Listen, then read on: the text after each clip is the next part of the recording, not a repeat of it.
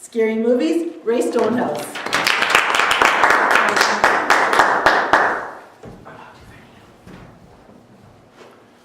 Who among us likes horror movies? A couple of people? Okay, what would be your favorite horror movie of all time? Poltergeist. Poltergeist. I really liked Paranormal Activity. Paranormal Activity. Okay, that's two. Those are fairly modern movies. Well, I have to tell you, I have not been a fan of horror movies. Not until this past week, and amazingly enough, this past week. Anybody binge watch TV shows on Netflix? I've been watching Amazon Prime. Amazon Prime is very familiar to Netflix, and they've had a show on there called 100 Years of Horror Movies. And it's been narrated by Christopher Lee. That may be a name that you don't recognize.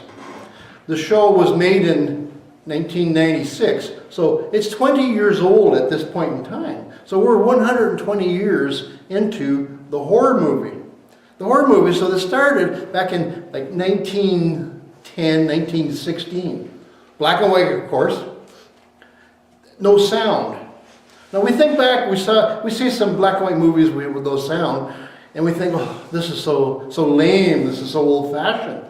But if you lived 100 years ago, 120 years ago, and you were watching these movies on the big silver screen, you'd be absolutely amazed. It would be the same as us going to the show right now, seeing the new, I guess, 3D technology where you have the glasses on and the arms reach out at you, bombs come sailing at you, or even holographic technology, which is probably just on the verge. It's already out there. It's not quite in the show. But the technology for then would be just amazing. They couldn't believe that people would be doing things on the screen. And the actors, because they weren't able to speak, they did speak, but we just didn't hear them because they didn't have the capability to capture sound at that time. So you'd see the lips moving, but you didn't know what they were saying. So they had to pantomime, or they had to act out their actions. One of probably the most famous horror movie actors at the time was a man named Lon Chaney. Anybody ever heard of the name? Okay, Lon Chaney, and there was Lon Chaney Jr., which was his son. Lon Chaney was born to two deaf-mute parents. So to communicate with them, he had to learn sign language. And Lon Chaney was also a good mimic. He learned to mimic people's actions, and it helped him with communication with his family, with his parents. They call Lon Chaney the man of 1,000 faces, because he was able to portray the message of the horror that was going on at the time. And he was usually the bad guy. He was able to portray the message at the time just by because he didn't use voice, just by his facial expressions, or the way that he moved. If he was acting as a monster, if he was carrying a corpse, he would be lumbering. You can actually see him, like there was a lot of weight behind this corpse that he was carrying. Later on, they went on to different years, once sound started in. Of course, probably one of the most famous of all the horror movies, the genre was the vampire, Count Dracula. And there was three fellows that were probably the biggest, the quintessential Draculas, if you will. And that was Bela Lugosi. He was one. John Carradine, and then Christopher Lee. These were all people that took these roles on for years.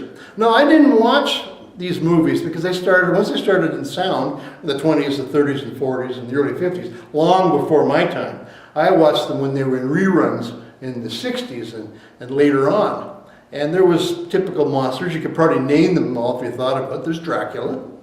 There's Frankenstein. Boris Karloff played Frankenstein. He was the quintessential Frankenstein. There's Lon Chaney Jr. So these are actors. There was Wolfman. There was the Mummy. There was Dr. Jekyll and Mr. Hyde. Then other genres came in there within the horror genre. There was aliens from space that wanted to take over Earthlings. There was the Invisible Man and his close, the Invisible Woman, daughter of the Invisible Woman. They kept making them over and over again, and they expanded upon these horror genres. But my experience really was probably in the mid-60s. There was a show that probably still affects me to the day. And I think it was made probably about 1959. And it was called The Tingler. Anybody ever heard of The Tingler? Probably not. But if you were aware of it, you would remember The Tingler. The Tingler was this creature. The best I could describe it, it looked like it was about this big, and it looked like an intestine, a lower intestine, or a stomach. Think that picture. But it had about a couple hundred legs on it, like a centipede. And it was scoot all over the place. And I guess the idea was that it would grab and suck your soul out of you. The Tingler would get a hold of you. Well, when you're only 10 years old, what they said in the show, and I'm glad it didn't happen in the show that I was at, they said that it would be dark, the screen, it's a black and white movie. They introduced the Tingler, and all the kids are screaming, everybody's screaming. Well, whoever ran the theater, they would stop everything, they'd turn the lights on to make a very important announcement. Ladies and gentlemen, we've just received word that the Tingler is loose in this theater. So everybody was just pumped. You just feel your adrenaline rushing. And what they had done was they had wired some kind of a device into the seats. So then the owner flicked a switch, the seats all shook, and it scared the living life out of everything. I didn't see it at the show, so I only heard about this recently. I'm certainly glad that I didn't experience it. But where I experienced the Tingler was at the drive-in. So it was probably a 10, 15-year-old movie at this point. Now, back in those days, 2 parents, front seat, Volkswagen Beetle, 5 kids in the back. Well, that's a little tight for a drive-in theater. So what would happen is the older kids, myself and my 2 sisters, we would have to go out in the playground and play on the swings and all that, while everybody else, the rest of the family, the baby and the parents, sat in the car with the speaker. So all we saw was this giant scene and this great big monster, this Tingler going around. Well, I didn't hear the sound. I didn't know what the story was. I just know that there was this monster, and it was hiding in people's places and sneaking up on them. I must have had nightmares up until, well, last night.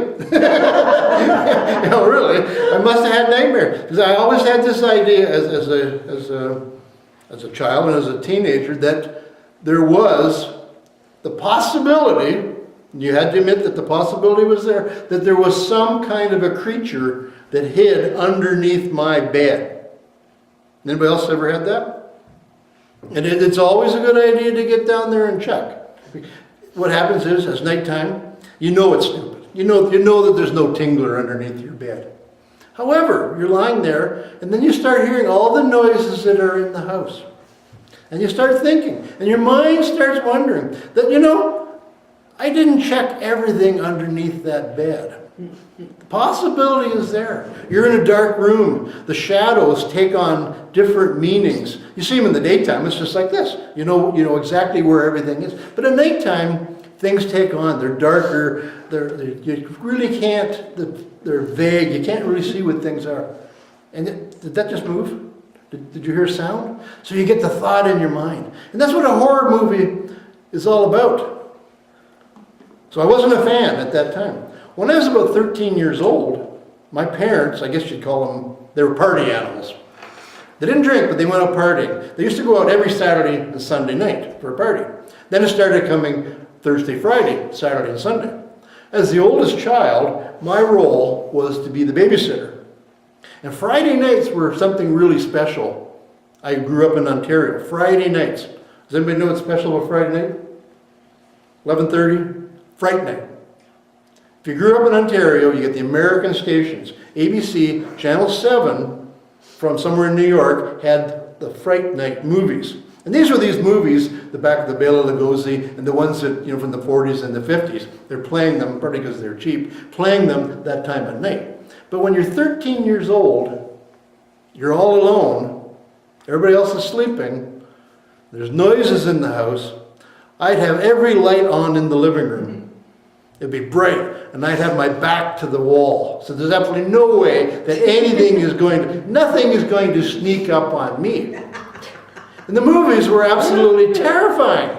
Back in those days, we had cable. we had a big console color TV. It was full color, so the movies were, well, they're still black and white because that's what they were. And we had 1 to 13 on the channels. So you'd turn the channel. Well, channel 7, it would get to the point that the movie was so scary that I just could not take it anymore. 13 screaming skulls, that's enough blood-curdling scream, enough to scare the life out of you. So just when I get to the bad spot, I'd have to go up and I'd change the channel. This was long before the days of remote controls. You actually had to get up out of the chair, which was of course dangerous. You get to the TV set, you change the channel. And you put it was CBC News. That time what else is on? CBC News. And you thought, well, this is getting awfully boring, and go back to it. And you look at it again, and you go, oh, look at that, somebody's going to get their head chopped off. Well, you did get their head chopped off. Change the channel again.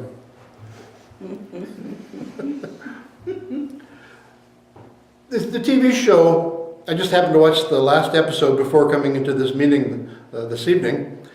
It took it up for 100 years. It took it up to the point, and some of you will remember this, Jack Nicholson, The Shining. Remember Jack? He was trapped, all that kind of snow we have right now. He was trapped in a resort somewhere, and he went psychotic. Jack Nicholson, he's probably the definition of psychotic when he's acting. That's the point they went up to. But they were talking about some of the other movies. Jurassic Park had just come out. Jurassic Park is a horror movie. It's technology gone wrong. And that's really, in many cases, what the horror movies were. Whether it's radiation gone wrong, whether it's man trying to do something, mad scientists. You take a look at the movies that are out nowadays, and if you compare them to the movies from them, I don't think they're not the same. The monsters now, we'd more than likely laugh at them. If a Frankenstein came out, we'd probably think of them as like we've been spoiled by the Herman Munster style of Frankenstein. It wouldn't be as scary as it was back when it was black and white. The movies now, a couple of the names that you mentioned, what was the one that you mentioned? Paranormal? Paranormal Activity. Okay, there's not really a lot that took place in that, was it? Wasn't it mostly psychological? You didn't really see a monster come out. Other movies that were like that was the Blair Witch Project, which filmed originally in black and white because it was a night vision camera. You never really saw anything. How's my time doing there, Michelle? You are 12:17, 12:18, yeah. So it was black and white. You never really saw what was going on, but it was psychological. Another scary one I haven't seen, but my son says he wished he had never seen it. It's called The Ring. It never really showed a monster, but it was always something that was alluded to. So the style of horror movies have changed. So I'm thinking, where are we going to go in the future? Where are we going to go in the future? Is it going to be holographic? We're going to put ourselves right into those movies? We're going to be part of it? We're going to have an actual heart attack? I'm not so sure about that. But what I did learn from this, and I don't think it's a New Year's resolution, but I'm going to work on my leisure activities a little more. And I'm going to start focusing on seeing some of these horror shows that I've seen in this show, this 100 years of horror shows. And I want to start off with some easy ones. Anybody know or remember Abbott Costello? Yes. Abbott and Costello meet the Wolfman. Abbott and Costello meet the Mummy. These are black and white comedies. These are pretty low grade. So that's how I'm going to start off with checking or viewing horror movies. And I'm going to research them because I want to find out about what was going on. Because this show was interesting, showing the actors the stuff that was going on. Black and white. You know why everything was black and white? Because it was cheaper. It cost 10 times as much to show a movie in color. So that's why when you started seeing it, the producers would advertise, "See the monster in living color." You got there, the entire movie was in black and white, except for the 3 seconds that the creature was there. They put that in color, then went back to black and white because it was so expensive. So 3D is the way of the future, where things are going to go. My only concern is that, and ironically enough, I couldn't sleep last night.